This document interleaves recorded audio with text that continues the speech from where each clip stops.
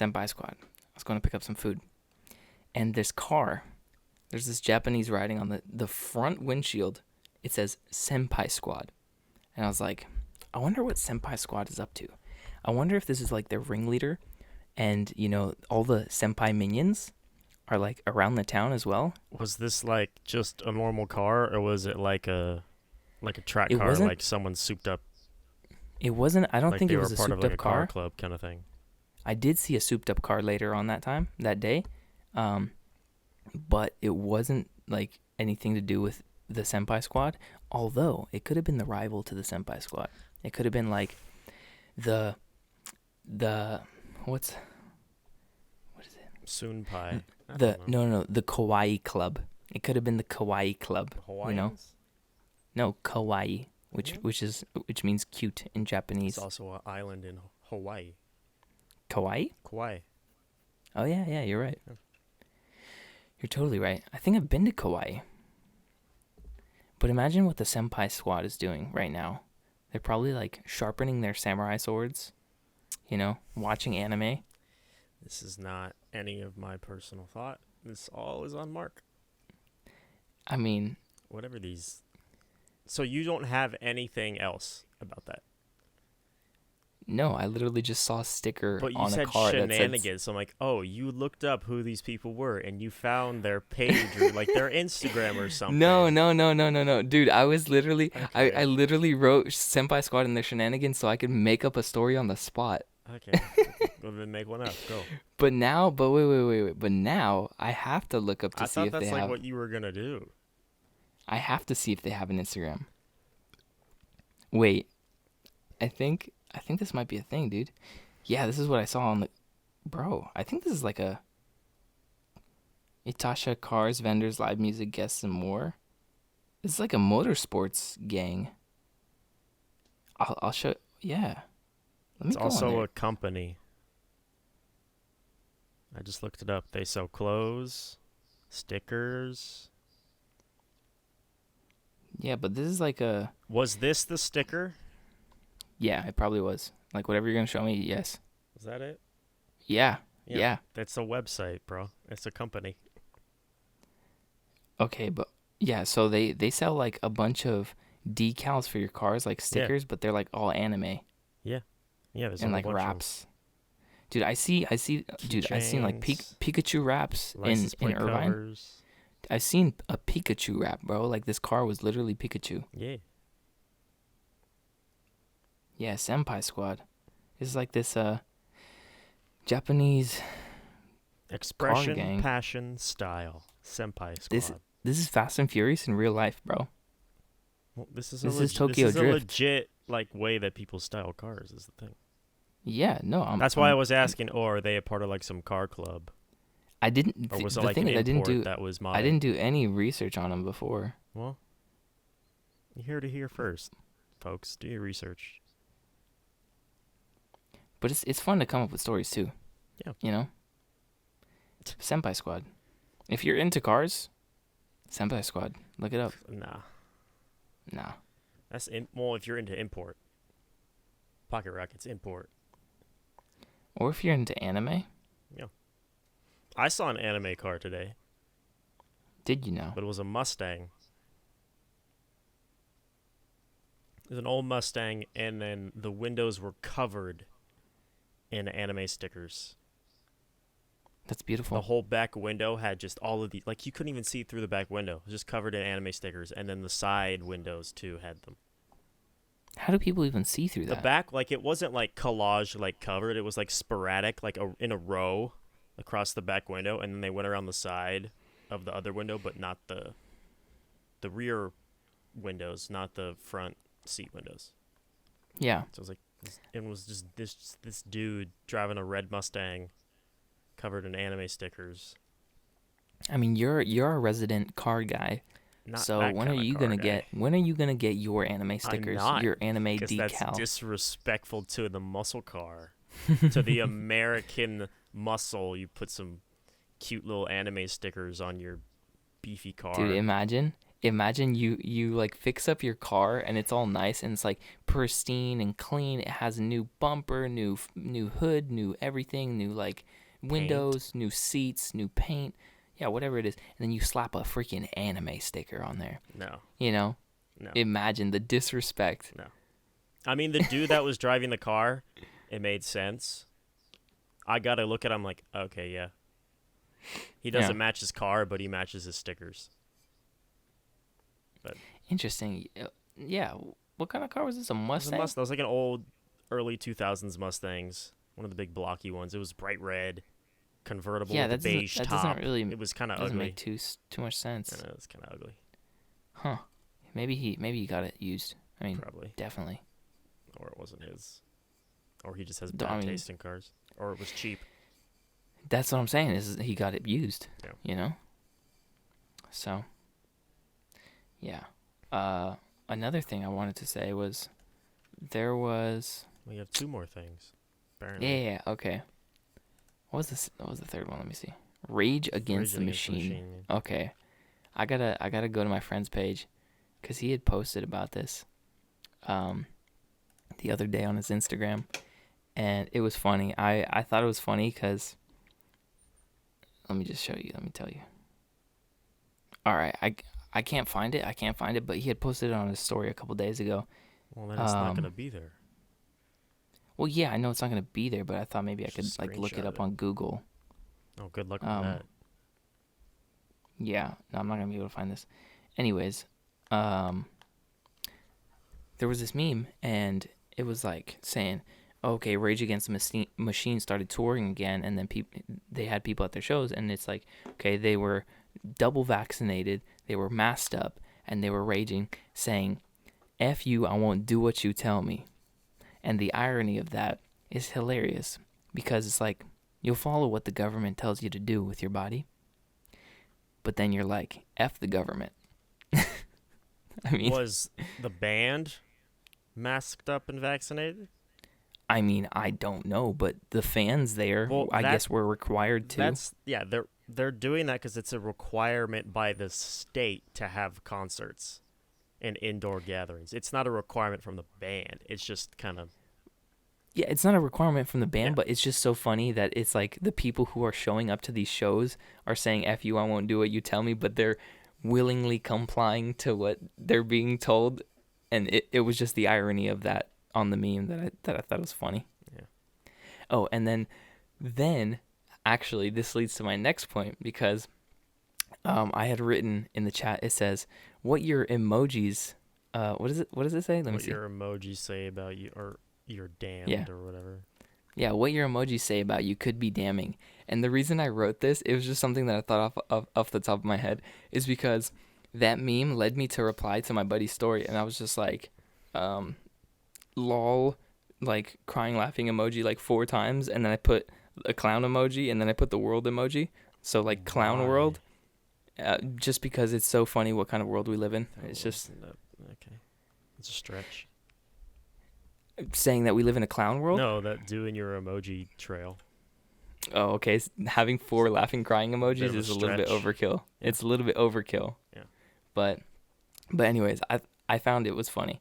So then I put clown world, and then it made me think, it's like, oh, what your emojis say about you could be damning. So it's like, imagine like in China they have this like social points where based off of your, like, I don't even know how to, it's kind of like your credit score. It's like this social score that they have where, or at least this is what I've heard about it. I haven't done too much like looking into it, but they rank people off of their scores, and if you don't have a high enough score, you can't like do certain things. Like people shun you because you don't have a score, and like everyone can see their scores because it's on this app. It's on this app, and then so it's like this very dystopian kind of future over there. And imagine like, the Chinese government going into your phone, and then they already are in your phones. Well, I mean, yeah, but then looking at what emojis you're using, and then based off of the emojis you're using, seeing if you're like a dangerous person or not. It's just they got rid of the gun emoji. Yeah, they did. But that's why you just look up gun emoji on the internet and then copy and paste it in, and then it works. Yeah, Or you just find the gun gif. what I like doing is copying pasting the Sheesh Supreme logo, and then just pasting that into chats. Have you seen that one? I don't think you've put it in a chat with me ever. You Okay, haven't used it with us. I'm gonna show you. Why don't you just send it to me on your phone? Sheesh.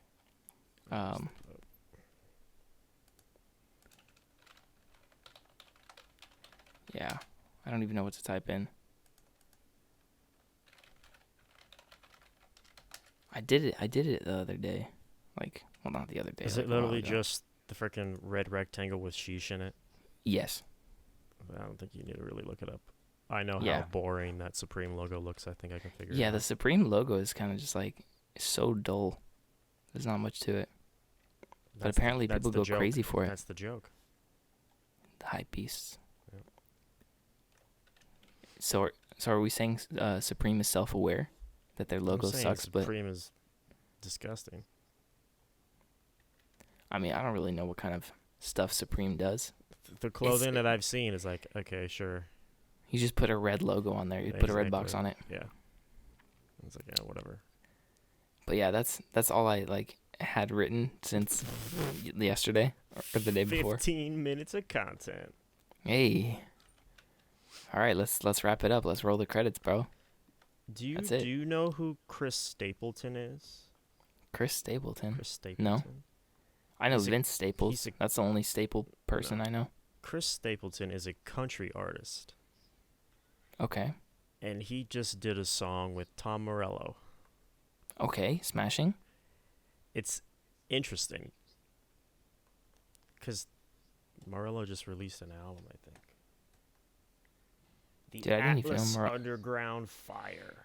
I didn't even know Morello was still doing stuff. Yeah, I mean, I've only ever He's- heard like one or two of his he does songs. a lot of stuff with just like there's a lot of people on here. He's got Bruce Springsteen on this album. He's got Eddie Vedder. He's got Bruce Springsteen is still alive? yeah. Holy crap. He just did a song with what's her name from the concert at the Foo Fighters concert? Nandy. Nandy. He just did a song with Nandy. Yeah, and Chris Stapleton. It's interesting. Oh. What? I'm dumb, bro. Hmm. You know, when you mentioned Tom Morello, I said smashing because Did you I think got him Smash It? confused. I got him confused with Billy Corgan. Okay. I don't know why. It's a weird 'Cause- mix. No. The reason why is because I was playing Guitar Hero back in the day, and But not those guys were on recently. there. Well, I mean, no, not recently. But not recently, and yet it's still mixed. Okay. I mean, it's not like I ever think about these guys ever. Well, you just did a meme about him, so you should have had something in your head. Anyways. Yeah, I mean, bro, that artwork looks dead to me. It's dead, bro. Because it's a heart with a... Oh, you should see the artwork for the actual album. Okay, that's It's actually a- beautiful. It's a That's elephant beautiful.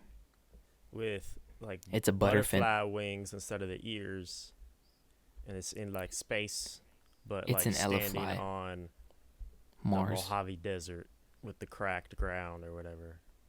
That's sick, dude. Yeah. It's an elefly or a A butterfant. A butterfant. butterfant. Butterfant. Sounds yummy. I'm hungry. Bro, I'm hungry too. You know what I'm hungry for? me. Episode 23. Hey, I knew you were Talking gonna do about the intro podcasts. right here, right now. I knew you were gonna Hello, do it. ladies and gentlemen. Welcome back. It's your boys. Welcome back to a nice cup of Joe in the morning. What were we talking about? The podcast. I don't know. We're the most calm, reserved, collective, educated podcast you'll ever listen to Definitely not. for the next hour. That is not true. Well, yeah, because it'll be the only thing they've listened to in the last hour, so it will be the most educated collective and... You got me there. There you go. You got me there. But, hello. Shalom. Shalom.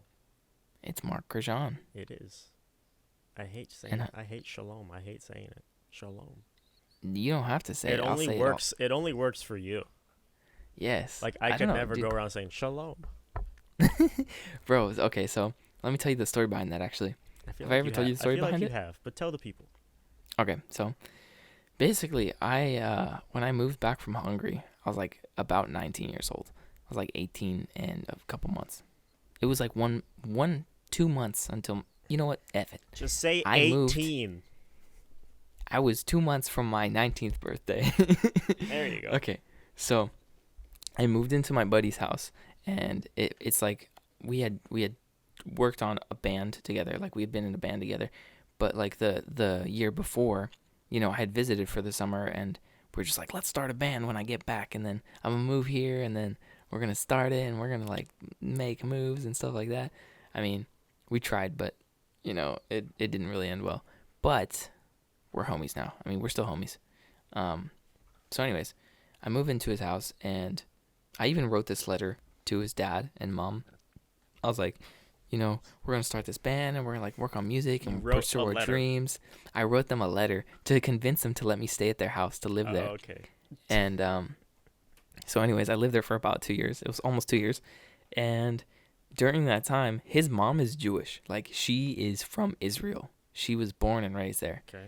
And so, you know, I kind of took on some of the, like, we did Passover, and we like did a bunch of Jewish holidays. Like, we would go to the other Jewish people in the town, and you know, like they had friends that they had these groups that they were a part of, and basically we would go to their house and, like, you know, read the scripture and like all these, I don't know what they speak. They speak Hebrew, but like I don't know what they were saying. Right. But they were like saying all these prayers Jewish. and like they were saying all these prayers and like all these blessings over the food and stuff, and like we would always have these grand feasts, and like it was super cool.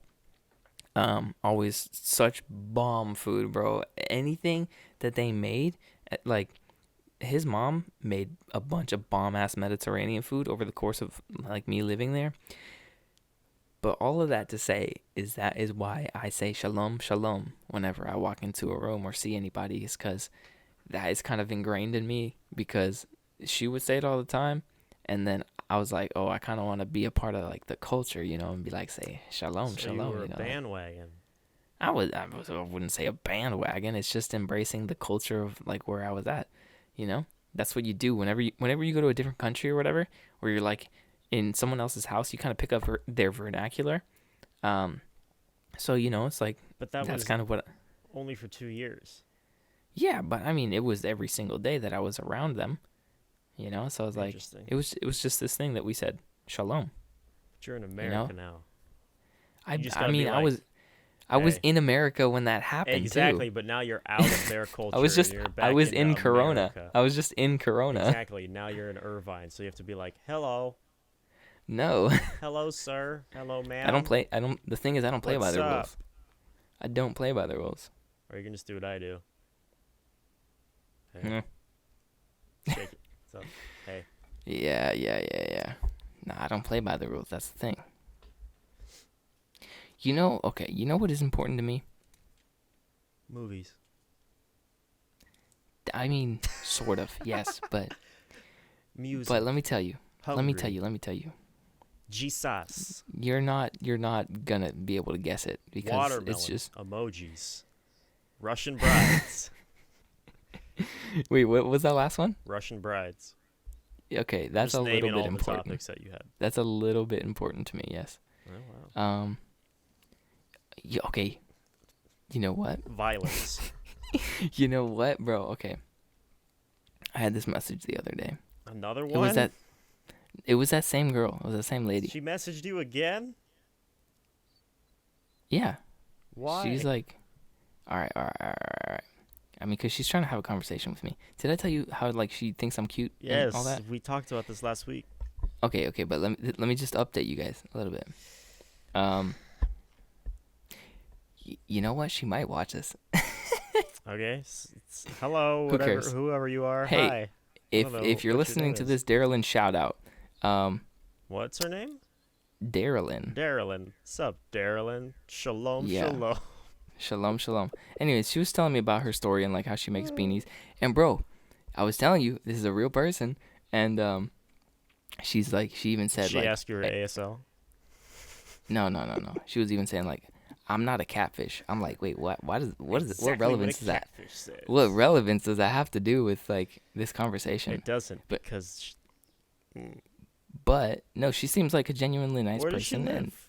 I have no idea. Has she asked you where you live? I don't think so. No. Okay, then it's probably not a catfish. But she's apparently a genuinely sweet and friendly soul. Most likely She a call result of herself her. that? Yes. She's mean- definitely not American. I've never met an American that has complimented himself in that way before. I'm genuinely... What did she say? a sweet and friendly soul. Yeah. Genuinely sweet and friendly. No way. Um. I've never met an American that, like, so, like, proper in how they describe themselves. Yeah, but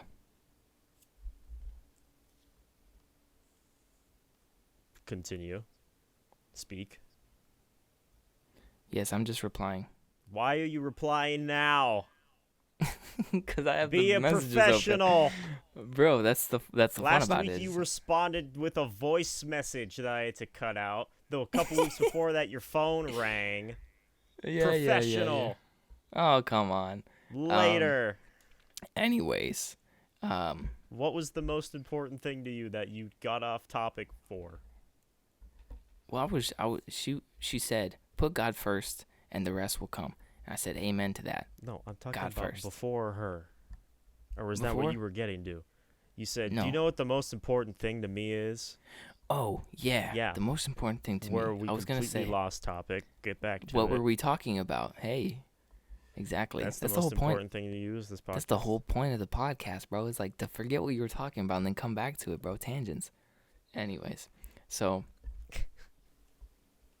you see this right here?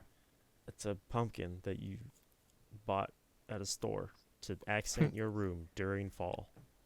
Yes, correct. Thank You're you. actually quite. The most important thing to you is fall decoration? You're quite observant. I You're am, very because close. I've seen it before. So, the fall is my favorite season. But here in California, Southern California, we don't have fall. We have summer 2.0. No, it's like winter 0.5. No, But our It's winter summer is still. like summer. bro. Tell me why. Tell me why it's freaking. Oh, I have it in Celsius. Wait, give me a sec. Yeah, get out of that. You're in America. 18 We degrees. use the worst forms of measurement. It is so bad. How is it 64 degrees? It feels like it's 80. It is definitely not 64 right now. There's no way it's 64. Have you been outside today? I have. It was cold today. I had to get up at 5. Anyways, why did you have to get up at 5? I had to take my mom to the airport. I told you last night. You did tell me last night, Yeah. but I forgot because Yeah. this brain, one thing comes in, and it goes Yeah. straight out. Mm-hmm. I That's know what that. happens. Yep. But yes, the fall. I love it, and it's fun, and I want to go drink some pumpkin spice lattes. We need to go. Have you ever had a pumpkin spice latte? I don't care for them. Well, I mean, you'll try anything once, right? As in, I don't care for them because I've had them. Ah, see, you didn't mention that. You didn't say that. I don't care for them usually implies I've had it and I don't care. When I say, no, I don't care about it. It means that I haven't Yeah. tried. I get you. Yeah. Semantics. Yeah. Wordplay. We're educational. Potato. I got you. So, okay. What's another fall thing? You know what we need to do? We need to go to a pumpkin patch and get some pumpkins. Have Like fun. some big pumpkins. You can go get I already have pumpkins in my house. Have you been to a pumpkin patch? I came home and like, wow, there's pumpkins on the porch. Cool. And I went inside. We need to do pumpkin carving too. You still do pumpkin carving? Just for fun, bro. I don't still do it. I never did do it really. Like I've done it, but I don't do it as like a tradition. I'm just saying we should do it for fun. It would be a fun thing to do. Maybe as like a group thing. Yeah, I'm not saying me and you go on a freaking pumpkin carving date.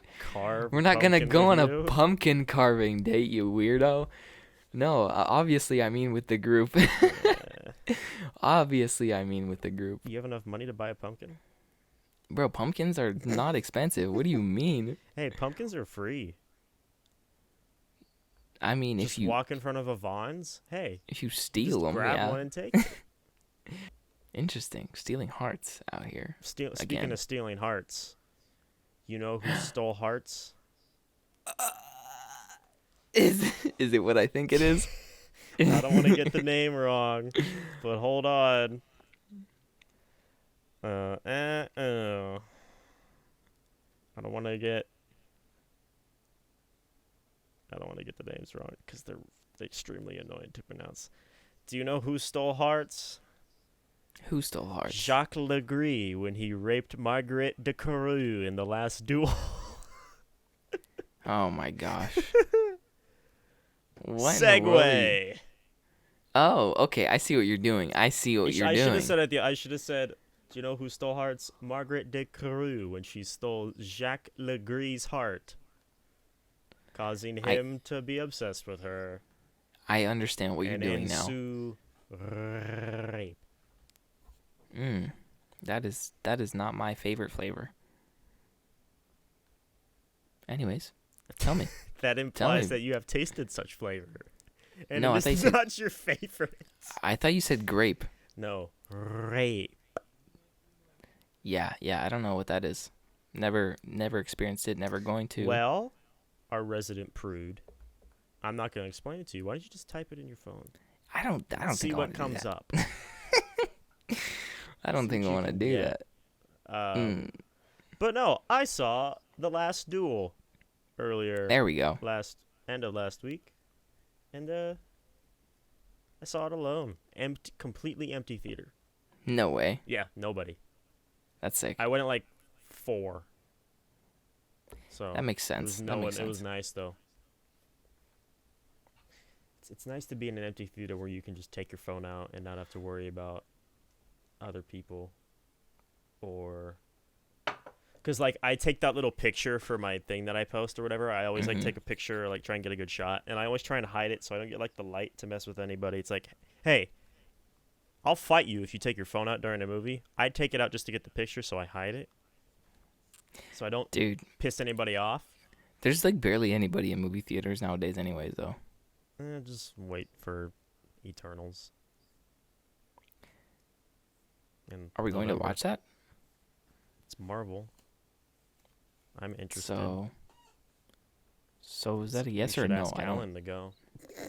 I think I might, dude. He might come. He was the one that wanted to go see Black Widow, wasn't he?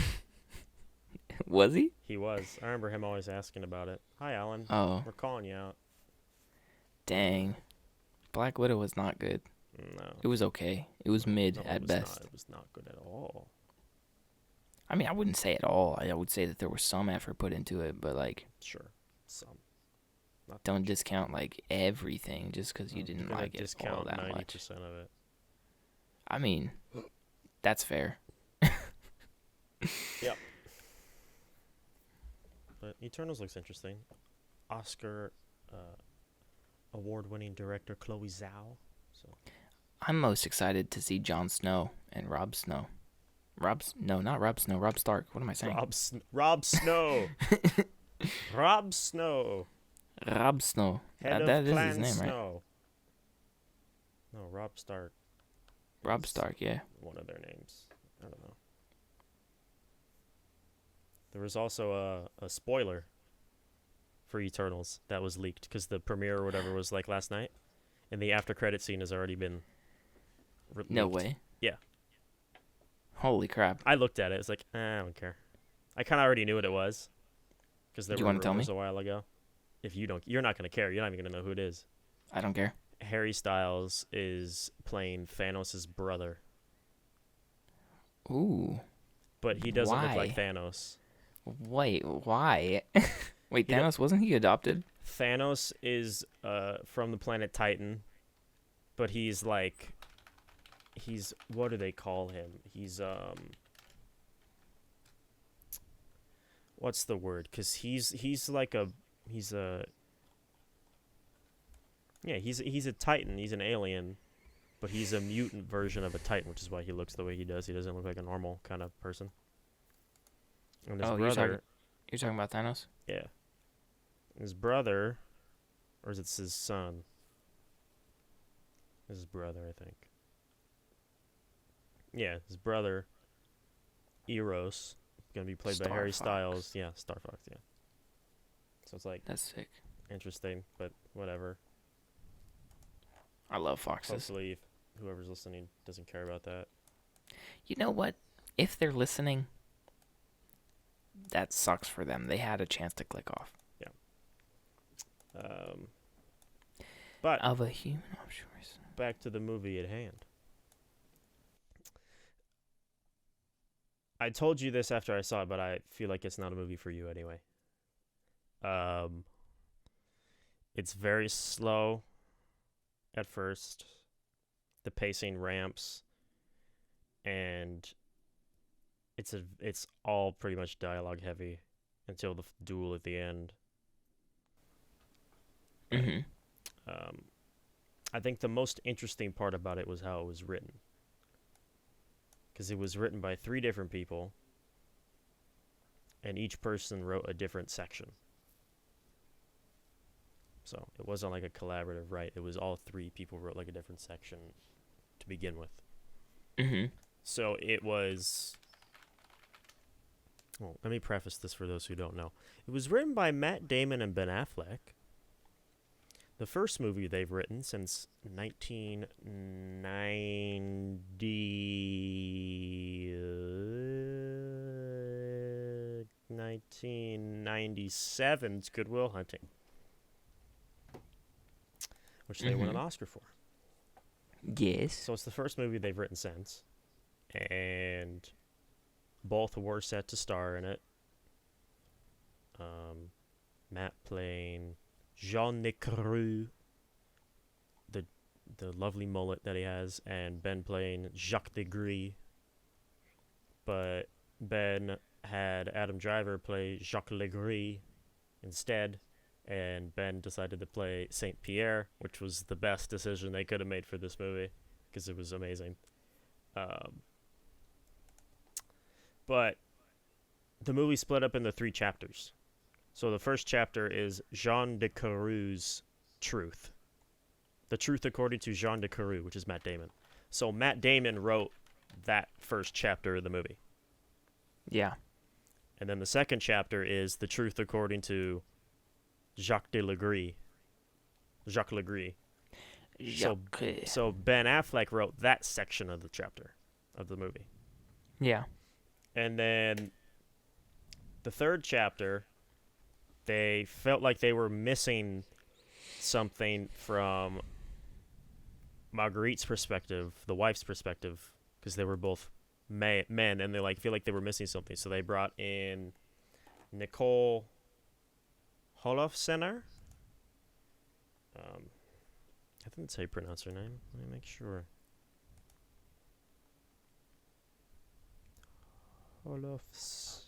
Holofcener? Yeah, something like that. And she wrote the last chapter of the movie, which is The Truth According to Marguerite de Carrouges, which is the actual truth. So it was interesting to break it up that way, which made it more... You could see everybody's kind of writing style and how they broke it up, and it was because each chapter was like the same story. Of course, it starts with Jean's perspective, which is it runs through like the whole story up to the accusation in like a trial. And then, and you can tell, like, you don't think about it the first time you watch it, because it's like, it paints Jean in like this, like, he's the hero of the story. Like, the lines are catered to him. But then you watch the next chapter, and it caters it to Jaques. Le Gris. I love these names. So it's like, little things are changed. So, like, in the first scene of the movie, Matt Damon charges early during a fight because they were going to back off or whatever. And then they charge. He falls off his horse. Adam Driver and the whole rest of the army or whatever you call medieval but troops charge. Adam Driver falls to the ground, is almost killed, and Matt Damon saves him. But in the beginning of Adam Driver's section, it's switched. And Adam Driver saves Matt Damon. So it's like they're painting themselves in as the hero. Because we always do that. Because it's all in from life. Every scene is from that person's perspective. Right. So right. You'll see the same scene multiple times, but each time the camera is catered to that person's perspective. So So they only had to write like a third of the movie then. No, because the Matt Damon's perspective is mostly all the stuff that he does, and then they mention things that Adam Driver was doing at the time. Yeah. And then when you get to his chapter, you see all of his stuff and hear about the things Matt Damon were doing. But there are times when they cross, and then that's where those little changes are. Yeah, little switch ups. Yeah. Ben Affleck is heavily involved in Adam Driver's section because Adam Driver becomes like pretty much like his accountant, his right hand. Nice. And Ben Affleck was great. He played like a douchey, kind of like bachelor Saint Pierre, which is weird to see with his blonde hair and his little goatee tuft. What are you drinking? What is that? What is that? It's a smoothie I made. Of what? It's green. What is it?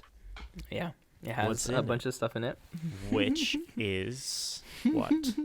Give me a sec. I got it in my mustache. Shave that sucker. No, I'm keeping it. Clean her up. What's in it? So I put spinach in it, some lemon juice, apples, banana, chia seeds. You're just putting everything in there. It flax seeds. Salt and pepper, of course. You need to have those things in there. Okay. Wow. Just a little bit. And then what else did I put in there? Some ginger. Did you just think this sounds healthy and put it in? Yeah. Because that's butter. A lot of random flavors. Yeah. I'm not drinking it for the flavor. Does it taste like anything? I mean, I can't really taste it too much anyway, so it's like, it's fine. And then this like edamame, but it's like dried, so it's like peanuts almost. Bro. With everything else, you just Oh no, it probably doesn't taste great, but I can't really taste it anyway, so it's like. Is this the first time you ever had this? No, I've done this multiple times. Okay, well then at least you know your body isn't gonna break. No. In the toilet. Speaking of the toilet, I will definitely need to use it later. Well, interesting. Mm-hmm. I did have to use the toilet while watching The Last Duel, but I'm like, no, this is getting good. This is getting invigorating. I had to take a piss, and I'm like, no, this is getting good. I'm not moving. It's a 2.5 hour movie. Oh my gosh! And I was like, about halfway through, and I'm like, I need to piss. But then the movie got good enough to where I forgot. That's crazy. And it didn't bother me. I would have pissed, bro. I would have been like, I know you would have, because you don't have that. Be right back. You don't have that. I can't pinch it off on the inside of myself.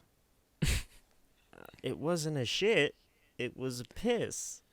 No. I mean, like, I can't cut off the flow from the inside. It's like, I gotta let it out. If I gotta go, I gotta go. Your constitution is not high, my friend. Bro, I ain't about to let my bladder burst. It ain't gonna burst. Speaking about bladder burst, do you know who Michael Reeves is? No. Guy on YouTube, like Then super no. mad scientist. Then no. Anyways, he makes these crazy robots and stuff like that on YouTube, and he's super smart, but he's like also crazy. Like he's insane. He's like an evil genius in a way. Anyways, so since we're talking about piss, he held his piss so long one time that he felt his bladder like not burst, but like something went wrong, and he pissed out like bile, bro. He pissed black. So, yeah, don't hold your pee. It's not good for you. You can hold it for a day. You're gonna be fine. Really? Yes, I've done it. Okay, but do you have a lot of water to drink? I've done it while working. And there's nowhere to pee. That's not an entire day, is it? You just work all day, and then when you get home, you piss. But that's not the whole day, is it? From like 6 in the morning to 7 at night. Well, welcome to the What Were We Talking About podcast, where we talk about pissing yourself. Hey. Anyways. This is the most educated, professional, and elegant podcast you're going to be listening to for the next hour, so get with it. It's anyway, back to rape. Right. Nice segue. Hey. Holy crap. Speaking of piss, Anyways. rape. Okay, go ahead. No, but that scene is like, it's interesting because they had to do it more than once. So it was like, it's weird to watch.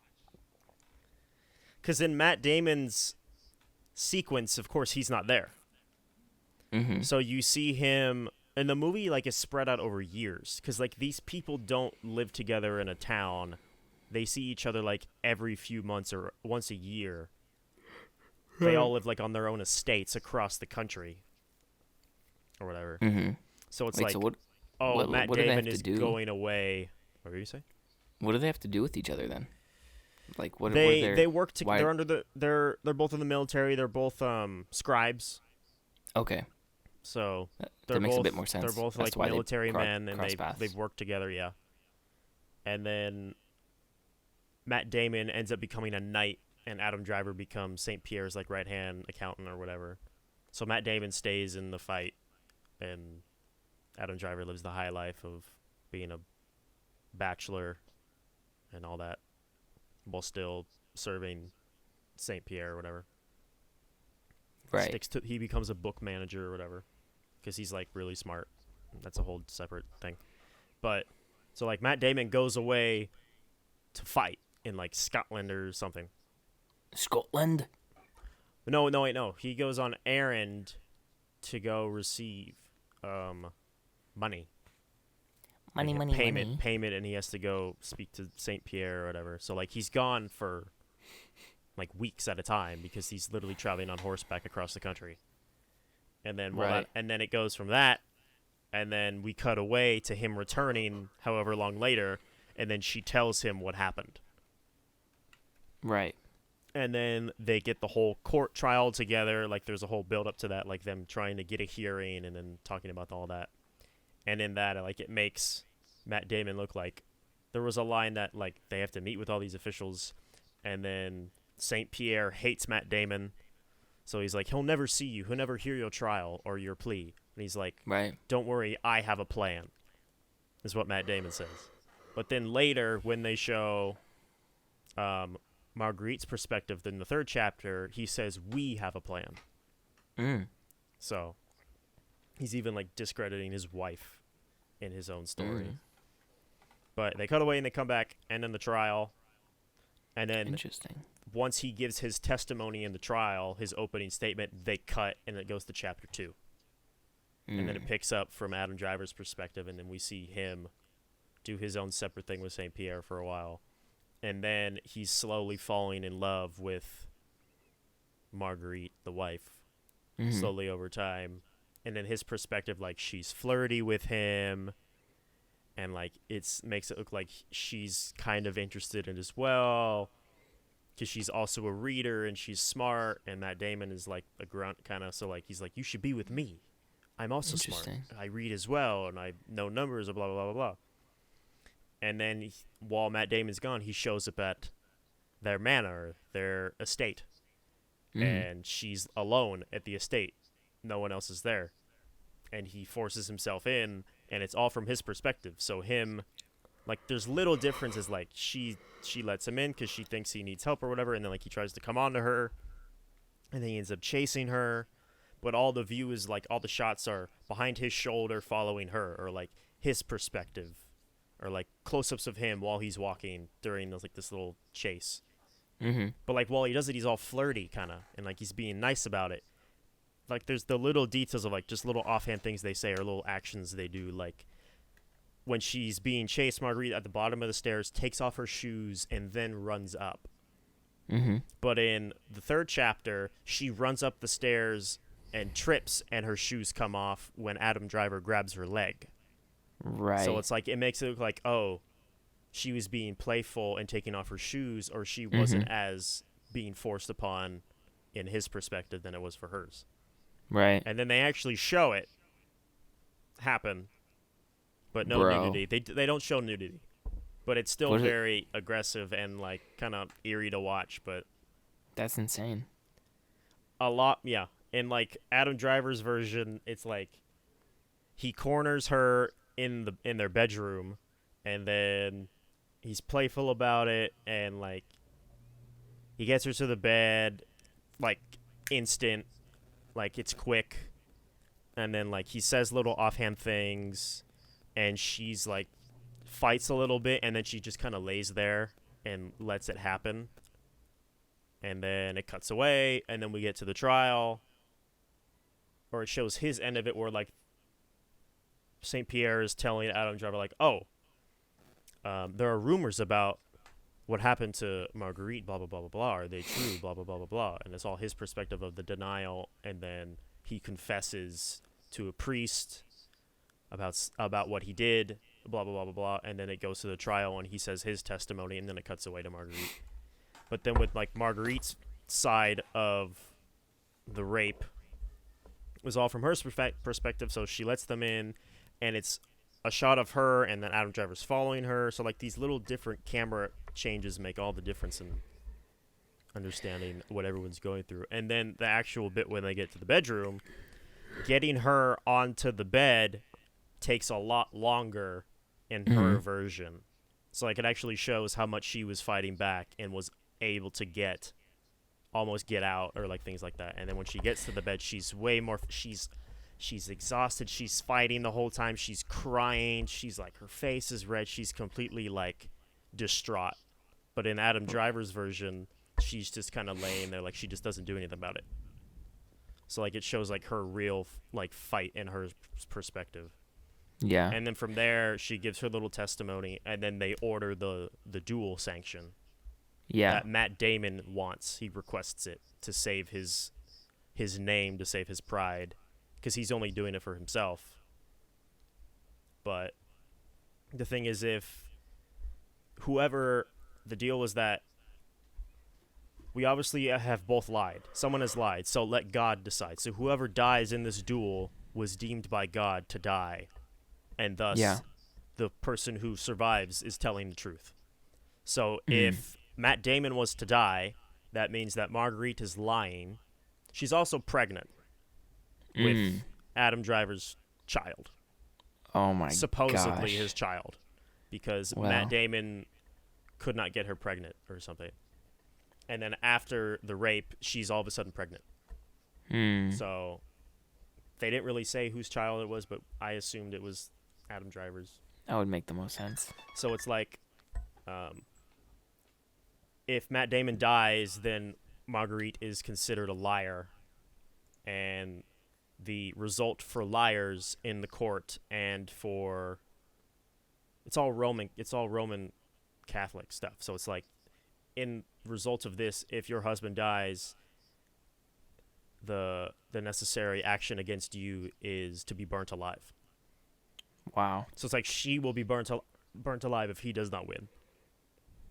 Wait, so if her husband dies? If her husband dies, it is then understood with their religion that it was deemed by God that Matt Damon was the liar. And I understand she that. was also lying. So for her to be lying in this way, deems her to be Oh, shunned okay. and then burnt alive. I see. Okay. It's not like if he dies in general, then she's No, burnt alive. it's if he it's dies because during she's this duel. right in the duel, because then she would be lying about rape. Yes. Right. Okay, that So makes sense. there's this big build-up, and it's Ridley Scott, did Gladiator, so he really knows how to make ancient medieval fights Yes. hit hard, and it was just brutal, and they joust back and forth for like 4 runs, and then like someone stabs a horse in like the collision, and the horse flips, and I think Adam Driver's horse flips and gets his leg caught, Matt Damon, and they go at it for a bit, and it's a really good fight. And then Adam Driver gets a good gash in Matt Damon's thigh. He's like, oh, he's gonna bleed out. That's a big gash. And then Matt Damon, it goes back and forth for a while, and then Matt Damon's on the ground, and then he flips it over and he gets Adam Driver on the ground, and then he's just yelling at him to confess. Mm-hmm. And then he doesn't. He says there was no rape. He keeps saying it because what I got the implication was that he believed in his mind that it was not rape, that she was somewhat compliant.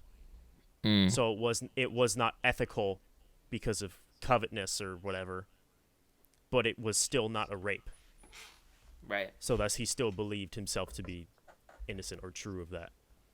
And then he has his head down on the ground, and he's got a blade on his neck, or right over him. He's trying to get him to confess, but he can't do it. So he rearranges himself to where the blade is in front of his face, and his face is sideways.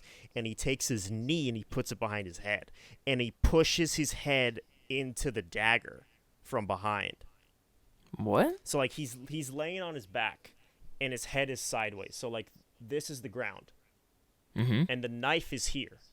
Okay. And he takes his knee and he puts it behind his head, and he pushes it into the blade. Oh. And it goes in through his mouth and like up into his head. And they just hold on that shot, and you just see it. And then they hold on it, and they let it sit, and you see like he goes dead, and then like the blood trickles out, and it's like they hold on it for a while. It's a brutal That's insane. fight. It's That's really insane. good, Holy crap. though. Yeah. That's And brutal. then he gets up, and this whole time Marguerite is in the middle of the duel on like a stand that has like hay at the bottom of it, and she's like basically standing in her pyre. Wow. So like if he was to die, she would have been lit on fire right there. That's insane. But he wins, and Ben Affleck the whole time is like just so like out of it. He's so pissed off that Jaques lost. But Matt Damon was the highlight, or not Matt Damon. Ben Affleck was the highlight of the movie, just the way that he performed. Saint Pierre was fun. Wait, why was he mad that he lost? Because Jaques was his right-hand man, Oh. and thus will probably get blowback for supporting him in his side of the story, which he was trying to do. Right. Because of all the things that Adam Driver bought him that benefited him with his money and his luxury and all that, keeping his accounts in order and all that stuff. And then Adam Driver's body is dragged off naked after he is scavenged by people, and then Saint Pierre gives like one last little look and walks away, and then Matt Damon and Marguerite are like put on the horses and immediately rushed to what's the building called? The Cathedral? The cathedral. What's the official name for it? The one that Chapel? burned down. Oh, Notre Dame? Is it It's Notre Dame, right? Yeah? Yeah. I think so. It's because that's where they are. So they were immediately taken from the duel, put on their horses, and just rushed through the crowds. They're being praised and thrown like flowers, and like Matt Damon is like, "This is my honor, this is my pride," and he's like up at the front being real respectful and like taking in all of his glory. And then meanwhile, Marguerite's just in the back, just like she's still distraught because he just doesn't give a shit about what happened, pretty much. Because like even during when she told him about it, his perspective of it was like, at the first chapter was, she tells him what happens, and he says, "Are you telling me the truth?" Like he questions it, because he knows the implications of what that would mean. And then like he says like he's okay with it. He says I'm sorry, I apologize, and like we're gonna get through this, blah blah blah blah.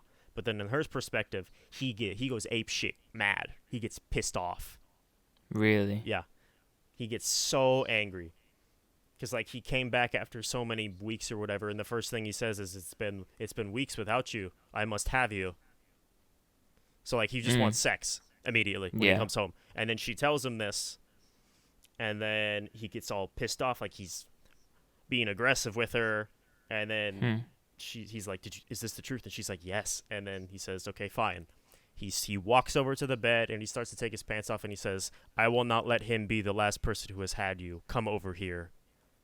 And he's just rude, and so like he's like that to her. Crazy. He's like that to her the whole time. That's crazy, dude. Exactly. He's like that to her the whole time. So like when they're going through the crowds at the end, and like she's just kind of in the back because she knows that even with all this, he's still gonna be the douchebag. And then it cuts away, and then she's with the kid now born, and like back at the estate, like just on the grass or whatever, and then it ends. Wow. And then they give like little prompts of like, Marguerite lived happily for the rest of her days, blah blah blah, at the estate. Jean de Carrouges died like 3 years later in battle or something, and then she lived the rest of her life, never remarried, at the estate until her death.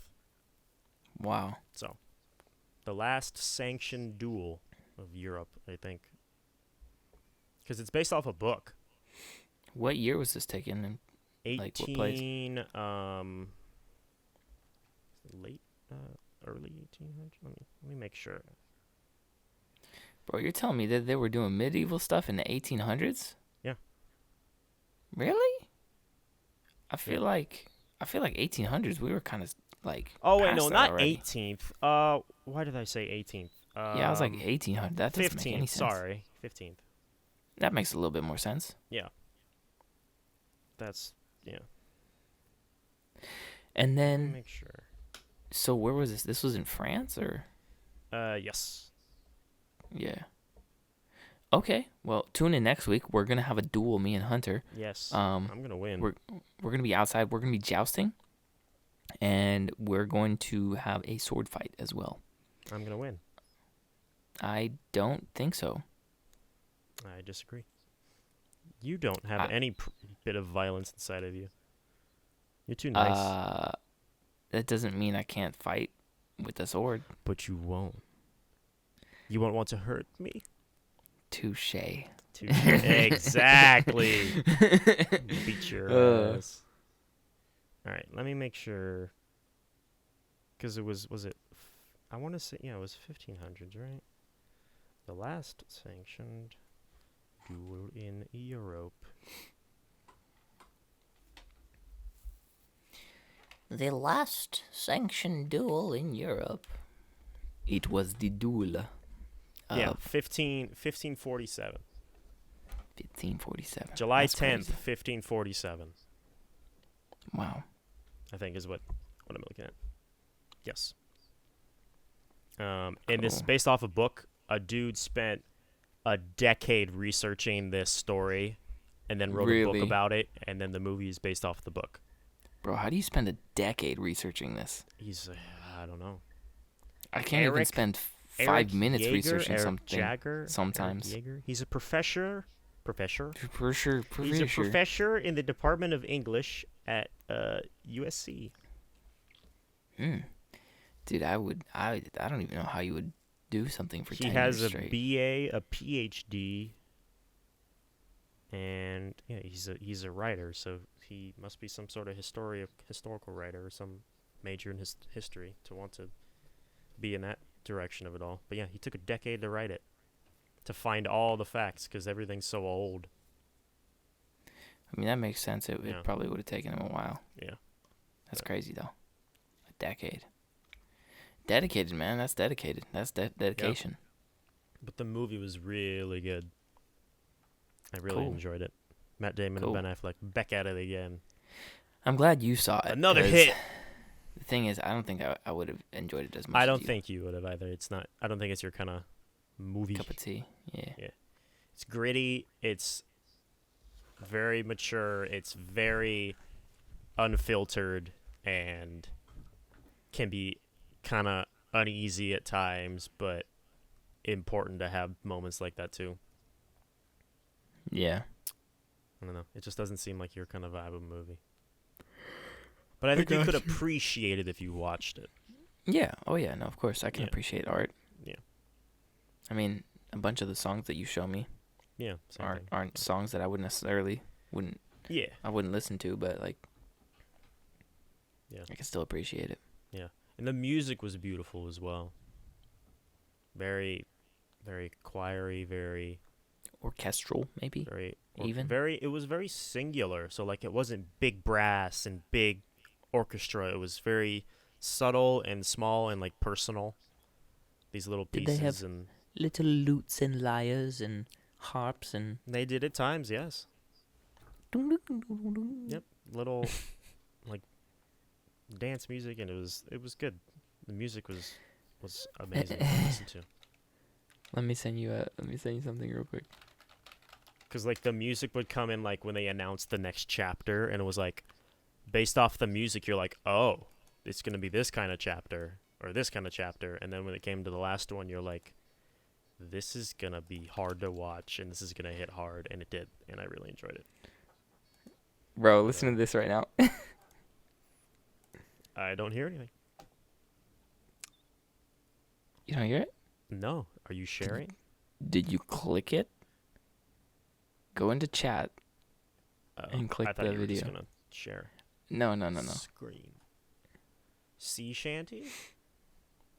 Is this just... Why is this 8-bit? Oh, it's a RuneScape. That's why. Medieval music. Yeah, it's not like that. No. But this is what it made me think of. Yeah. What? Not my knife. Not even a knife. This is... I don't even know what this is. Like a letter opener. I don't know why I have this. It's a nail filer. Where's it called? Where is it? Chapter 3. But, like, it was... I gotta get going soon. Yeah. It was a good watch. I'll watch it again, probably, when I can. Heck yeah, dude. I'm sure there's a lot of little stuff I missed with all the little details that, wow, that's still on screen. I should get that off the screen. Oh, no. There we go. Okay. But speaking of movies you probably will enjoy. Yes? The French Dispatch. The French? At the end of this week. Oh, oui. What time? What day? What time? Maybe a Friday or a Saturday. Friday does not work. I don't think Saturday works either. Well, as long as we see it before next week. Yes, we can see it before next weekend. We got plenty of time. Yes. It's going to be a double feature week. Ooh. Because we got Dune and The French Dispatch in the same weekend. Dun. So, talk a bit about both. Dun. Yo, you know what we should do, bro? What's that? We should go see The French Dispatch and then movie hop over to Dune. In, like, the same like, time frame? I mean, if they're around the same time, yeah. If you want to spend... I know Dune like is long. 4 hours in the movie theater. Okay, dude, Dune is a long movie. Oh, is it? Yeah. Okay, maybe 5 hours then. Dune is 2.5 hours. I don't know if I'd be able to handle that. French Dispatch. Wes Anderson movies aren't really that long. Yeah, do I French even Dispatch see is only... I don't know. You're the Wes Anderson dude. I mean, I wouldn't say I'm the Wes Anderson French Dispatch is only an hour 45, so that would be like 5 hours in a single sitting. Let me see this trailer. I don't know if we would do them in the same day though, because I would want time to reflect on both of them separately. Yeah. Because going from one to the other, I'm gonna immediately forget most of what we saw the first one. Yeah. I'm always interested in Wes Anderson. But I don't know. Denis there's something about the way that he frames things and symmetry, the coloring. My friend. Symmetry. Is it symmetry or symmetry? Symmetry? Symmetry. No, not even symmetry, dude. That's his thing, though. It's like symmetry. It's a lot of what his framing is, and it's just like abstract and everything's in its place. It's meticulous. And you know what I mean? Yeah. If you know Wes Anderson, you understand. Yeah. It's interesting because he has like all of his players in this movie. It's like every director has people that they use pretty much really often. Yeah. The French Dispatch has like everybody he's ever used ever in one movie. I love it. He's got a lot of people in here. I think the only person that's not in here is Ray Fiennes. I know. He is. I thought he was. Or that's because I just saw Grand Budapest again. It was on TV. Oh, no, I'm thinking of Adrian Brody. You said what about Adrian Brody? I'm thinking of Adrian Brody instead of Ray Fiennes. Ray Fiennes was Grand Budapest. Adrian Brody's in this one. Yeah, Adrian Brody's great. Yeah. But double feature next week. Slowly turning this in to a movie podcast. And I'm going to let it happen. You know what? And I'm fine with that because at least we'll have stuff to talk about. Exactly. I think it's just super heavy right now because of everything is getting released because of all the delays that happened. Yeah. Movies do not come out this often. No. Never are there like 3 big movies in a single month. I know, dude. Next month is going to be heavy too. Oh yeah, in December there's as well. A lot of superhero movies set for next year. There's like 4 DC movies for next year, and there's Holy like crap. 6 more Marvel movies. It's gonna be insane. a lot. That's insane. We need to go get those movie passes. Yeah, gotta look at the release schedules and see if there's at least one movie a month, it'll be worth it. I mean, I think like 2. If we could see 2 a month. Yeah. Well, yeah, because it would be worth it. The thing is, it's only specific theaters. Oh yeah, it is. I know. It's only specific theater chains too. It's like if you got the Regal one, you can only go to Regal theaters, but Regal doesn't have Dolby sound. Right. Or like if you want to go see IMAX, you can't go see IMAX at that theater. You have to pay for the premium one. When do we ever go see IMAX though? Bruh, I kind of want to see Dune in IMAX because it was filmed on IMAX. Oh, you think so? It was. Or you know it was filmed on IMAX. Yeah. So I'll have to look that up. See if what does that even mean? IMAX is bigger picture. Well, yeah, I get that. But higher resolution. It was filmed on IMAX? Filmed on IMAX cameras, yeah. Oh. There's IMAX cameras. It's not just IMAX like projection. It's an actual camera. It's how the frick would I know? You're the camera and movie guy. Yeah. But like it's bigger picture, bigger quality, bigger sound. Like there's this whole IMAX sensation. Bigger number, better person. You see big movies IMAX. Like French Dispatch, you don't need to see that in IMAX. That's going to be small and quaint and not going to be... You see something like Endgame. Yeah, something big, something with spectacle. But all things for another time, for another episode of the What Were We Talking About podcast, number 23, Down the Hoop. Down the Hoop? For Michael That is Jordan. Not a saying. Yeah, it is. Well, I was going to say... Okay, oh, hey. It was our LeBron and Jordan podcast. It's not our LeBron. It's our Jordan. Don't ever say it's our LeBron. There's 23 does not belong to him. Belongs to Jordan. I mean, isn't LeBron 23 too? Yeah, but that's because he's LeBron and he thinks he's whatever. He's honoring Jordan. No, he's not. All right. Anyways. Hey, but next week, time, episode 24, is our Mamba Kobe podcast. Bryant. Yes. It's our Mamba podcast. Heck yeah, dude. It was also our Mamba podcast for 8, but hey, didn't come up at the time. Rest in peace. R.I.P. Anyways.